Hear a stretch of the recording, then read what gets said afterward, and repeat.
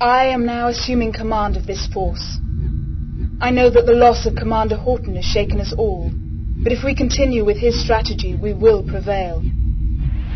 We now have control of the Nanosoft Outer Dome. The next stage is to take out Nanosoft's HQ at the core of the inner domes. The entrance tunnels have been sealed, so the first phase of our attack is to regain access to these domes. Once this is achieved, we'll set up a forward base inside and continue our offensive by taking out Nanosoft's resources. The primary target will be the main power station. With their power reduced, we can launch the final offensive on the Nanosoft HQ. Mission briefings are tomorrow at 0400 hours. Good luck, everybody. Dismissed.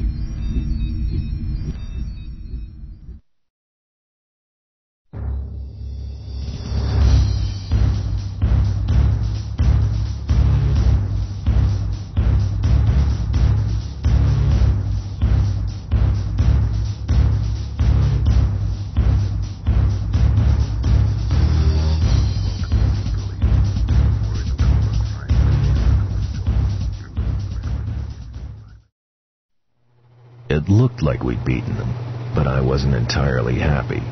Ricardo was still out there somewhere, so I went to check on how the Venom's repairs were shaping up. I wanted to be sure of her if I ever ran into Ricardo again. Intelligence were starting to piece together the motives for our two aggressors. With most of the large corporations slowly starting to relinquish their power to the United Earth government, Nanosoft and Krakow decided it was time to step in and become the new top dogs. Their presidents formed a cozy little cabal to take over the soft corporations in the colonies. Instead of tedious and expensive buyouts, these charmers planned a more direct approach using state-of-the-art weaponry. With control of the colonies, the cabal could maintain a stranglehold on Earth's resources and rule unchallenged. But to achieve all of this, they first needed a quiet staging post with plenty of resources. Callisto. The only fly in the ointment was G-Police. I couldn't believe how close we'd been to going under. If Nanosoft and Krakow hadn't fallen out, their combined forces could have creamed us. Luckily for us, Nanosoft decided that there wasn't enough room at the top for both corporations and set Krakow up. By enlisting our aid to remove their former allies, Nanosoft would be in perfect shape to finish off our weakened forces. Yeah, we'd been lucky all right. We hadn't even had a sniff of Nanosoft's super weapon. Well done, everybody. You've done an excellent job, and I'm proud of you. Nanosoft's plans for corporate domination are well and truly over. The last pockets of resistance are currently being mopped up.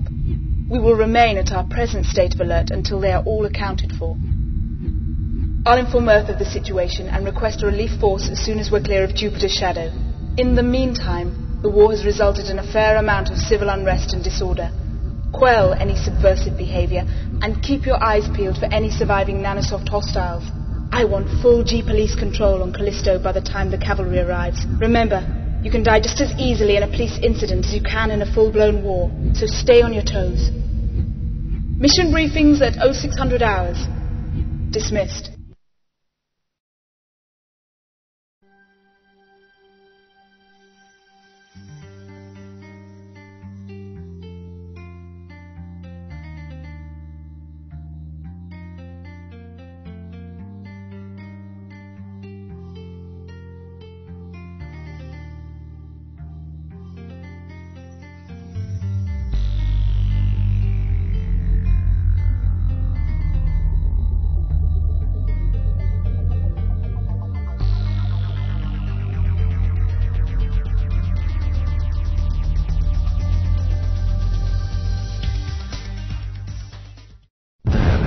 Close.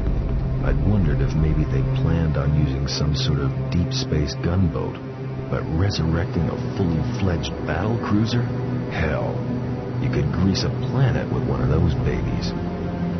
After the collapse, the corporations concerned with stability and economic power banned the construction of all capital-class ships.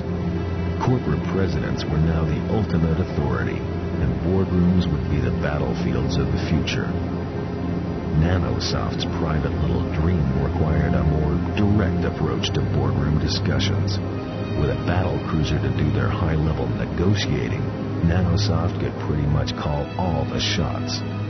Callisto was the perfect place to start the construction. It was quiet, had plenty of resources, and was well removed from prying eyes. There was also a ready supply of AIs to be had from ex-military G-Police pilots. Best of all, they got Horton posted there. His Cortex chip was to form the basis of the cruiser's AI. We were lucky to stumble across the ship when we did. If it had been fully operational, there was nothing that could have stopped that monster. A special prosecutor with a Marine battalion for company was en route from Earth. Speak had transmitted her report as soon as Callisto cleared Jupiter's shadow. Krakow and Nanosoft were about to be the subjects of a very serious investigation.